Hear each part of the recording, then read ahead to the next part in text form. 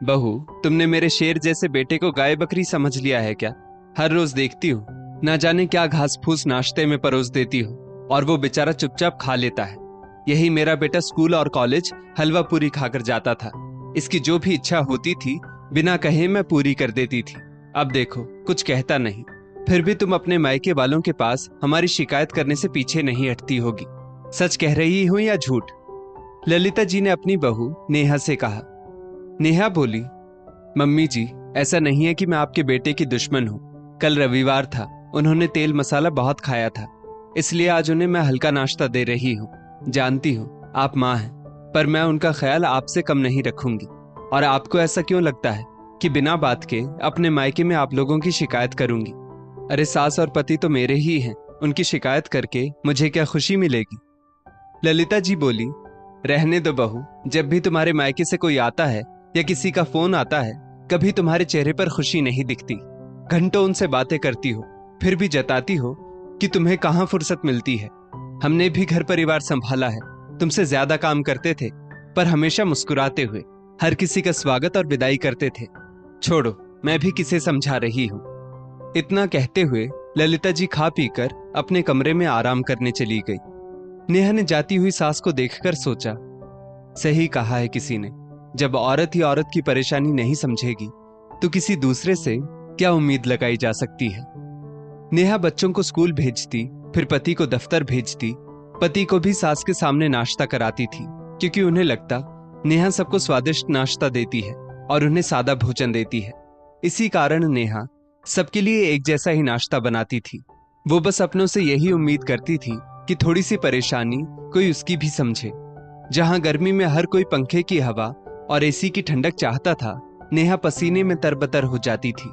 फिर भी अपनी जिम्मेदारियों को वो समझती थी। एक हफ्ते बाद उसका पति मुकेश दफ्तर से निकलते हुए बोला, आज कुछ बढ़िया खाने की इच्छा हो रही है, वक्त मिले तो बाहर से जाकर कुछ नॉनवेज ले आना। अभी तो मुझे आने में वक्त है, तब तक तो बना ही लोगी। वैसे भी एक ही तरह का खाना बनाकर तुम भी ऊब गई होगी। घर में काम ही कितना होता है, इसी बहाने तुम्हारा भी दिल लग जाएगा। नेहा ने अपने पल्लू से पसीना पोंछते हुए रसोई को देखा, क्योंकि उसने खाने की तैयारी लगभग कर ली थी। फिर भी वो बोली, ठीक है, मैं बाजार से जल्दी जाकर ले आती हूँ, आपके आने तक तैयार हो जाएगा। जैसे ही नेहा बाजार निकलने लगी, ललिता जी बोली, बहू, बाजार जा रही हो तो मेरी साड़ी का मैचिंग फॉल लेकर आना। नेहा बोली, मम्मी जी, ये दफ्तर से घर आने के लिए निकल चुके हैं और मुझे नॉनवेज बनाने के लिए बोला है। अगर मैं दूसरे काम में लग गई तो रात का खाना तैयार नहीं हो पाएगा, फिर ये नाराज हो जाएंगे, तो आपका काम किसी और दिन कर दूंगी। इतना कहते हुए नेहा जल्दी में निकल गई। ललिता जी पीछे से बोली, जताती तो ऐसे है जैसे पूरे घर का बोझ यही उठाती है। अरे मेरा बेटा अगर कमाकर ना लाए तो क्या मायके से लाकर खिलाएगी? ना जाने खुद को क्या समझती है। नेहा शाकाहारी भोजन करती थी, फिर भी भागी भागी गई और नॉनवेज लेकर आई। बनाने में वक्त लगा, पर गर्मी में बेचारी ने पति और परिवार को खुश करने के लिए वो भी किया।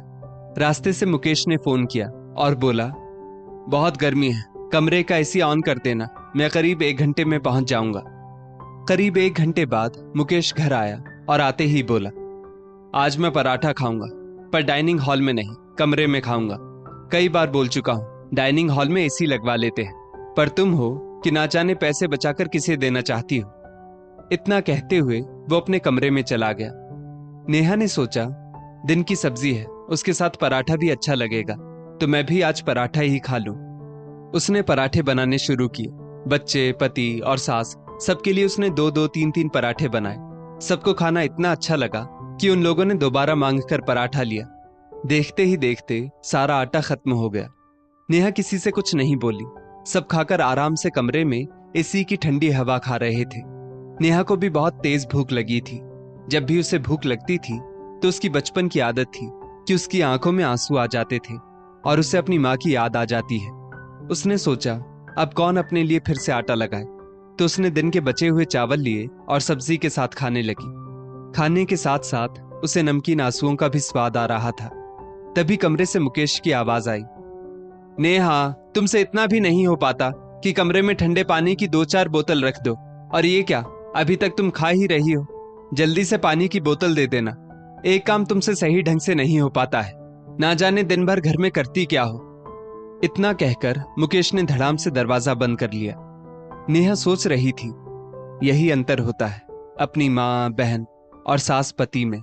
इनकी जगह अगर मेरी माँ और बहन होती तो एक बार जरूर देखने आती कि मैंने ठीक से खाना खाया कि नहीं। तभी ललिता जी आई और नेहा की थाली को देखते हुए बोली, बहू, तुमने अपने लिए भात बनाया है। तुम बहुत चटोरी हो गई हो। मुझे तो ज्ञान देती हो कि भात दिन में 2 बार नहीं खाना चाहिए, पर खुद खा रही हो। उनके इतना कहते ही न जाने नेहा की आंखों से आंसू फपक पड़े। ललिता जी बोली, हाय हाय बहू, मैंने तो कुछ कहा भी नहीं और तुम रोने लगी। ये आजकल की औरतों का यही ड्रामा मुझे अच्छा नहीं लगता। सास कुछ कहती नहीं कि बहुएं रोकर पूरे घर को इकट्ठा कर लेती हैं। नेहा अपने आंसुओं को पोंछने की नाकामयाब कोशिश करते हुए बोली, मम्मी जी, आपको मेरी थाली में भात नजर आया, पर वो भात दिन का है, ये नजर नहीं आया। आप सब एसी की हवा में खाना खा रहे हैं, मैं यहां बैठकर अकेली खा रही हूं। किसी से नहीं हुआ कि एक बार मुझे भी पूछ लेता, क्या मैं इस घर के लिए कोई मायने नहीं रखती हूं। ललिता जी बोली, अरे नॉनवेज और पराठे बनाने के लिए तुमने ही तो हाँ की थी। नेहा बोली, मम्मी जी, जब मैं सबकी पसंद नापसंद, यहां तक कि सबकी हंसी के पीछे की परेशानी भी समझ लेती हूं, तो मेरी परेशानी कोई क्यों नहीं समझ पाता। काम वाली जितना आटा लगाकर गई थी वो सब खत्म हो गया था। अब ये सोचिए, मुझे भी तो भूख लगती है, कभी मेरा भी मन होता है कि कोई मेरी भी चिंता करे। ऊपर से उन्होंने कहा कि गरम गरम पराठा चाहिए। मुकेश कमरे से निकलकर आया और बोला, क्या बात हो गई जो इतना शोर मचा रही हो? और अगर तुमने नॉनवेज बनाकर खिला भी दिया तो क्या एहसान किया? अरे आज तो बिल्कुल अच्छा नहीं बना, उसमें नमक भी कम था। लगता है तुमने जल्दी में बना दिया। काम में तुम्हारा ध्यान ही नहीं लगता, दिन भर फोन में लगी रहती हो। नेहा ने सास को देखा और बोली, मम्मी, देख लिया आपने, मैं इनकी कई गलतियों को नजरअंदाज करती हूँ, पर आज खाने में नमक क्या कम हुआ, इन्होंने एक पल में मेरी मेहनत को दुत्कार दिया। हम औरतें अपनी भूख को पानी से मिटा लेती हैं, परंतु पति और परिवार को नए नए व्यंजन बनाकर खिलाती हैं। हमारी छोटी सी भूल ना होते हुए भी सब हमें 4 बातें क्यों कहकर चले जाते हैं। इसलिए ना कि मैं इस घर की नहीं, दूसरे घर से आई हूं। इतना कहते हुए नेहा बचे हुए खाने को प्रणाम करके रसोई में रखकर रोते हुए अपने कमरे में चली गई। अगले दिन नेहा ने चुपचाप अपना काम किया और बेटे के कमरे में जाकर बैठ गई। ललिता जी बोली, बहू, कल की बातों को भूल जाओ। हो सकता है मुकेश दफ्तर से थक कर आया होगा, इसलिए तुम्हें 4 बातें सुना दी। नेहा बोली, मम्मी जी, मैं उनकी हर परेशानी को समझती हूँ, तो वो मेरी तकलीफ क्यों नहीं समझते हैं। खैर, जाने दीजिए, जाइए आप भी थोड़ा आराम कर लीजिए, तब तक मैं कुछ कपड़ों को इस्त्री कर लेती हूँ। नेहा जब कपड़ों को इस्त्री कर रही थी तभी उसकी माँ सुनीला जी का फोन आया। संयोगवश ललिता जी ने फोन उठाया। ललिता जी ने समधन से हालचाल पूछा, फिर बोली, हमारी बहू कुछ ज्यादा ही नाजुक है, कभी कभी ना जाने क्या हो जाता है, बिना बात के भी रोने लगती है। सुनीला जी हंसकर बोली, नहीं समधन जी, मेरी बेटी बहुत मजबूत है, पर हाँ, जब कभी भूख लगती है और थकान ज्यादा हो जाती है तो वो रोती है। सबको खाना परोस देगी, पर खुद का बनाया हुआ खाना कोई और परोस कर दे तब उसे अच्छा लगता है। ये उसके बचपन की आदत है। वो कहती नहीं, पर मैं समझ जाती थी कि उसे भूख लगी है। अब आप वहां हैं तो माँ की जिम्मेदारी तो आपको ही उठानी होगी, क्योंकि मेरी बेटी तो मैंने आपको दे दी है। उसे बहू नहीं, बेटी समझिए, तभी उसकी हर आदत आप समझ पाएंगी।